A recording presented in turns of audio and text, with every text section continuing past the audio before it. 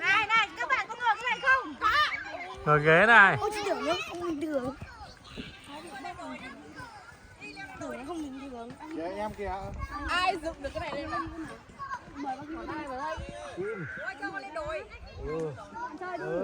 Mời bác lại rụt tay lại. Mời mồm thôi. Đây rồi. Ui giời. Ăn dần đi đi mới là về. Ăn cho nó nhẹ đi. Không hết được.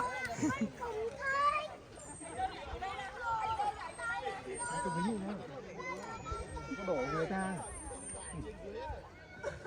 Đấy mấy chị em có đi nhà nưới, có cái đi nưới kia kìa. Đi nhặt quả thông đi.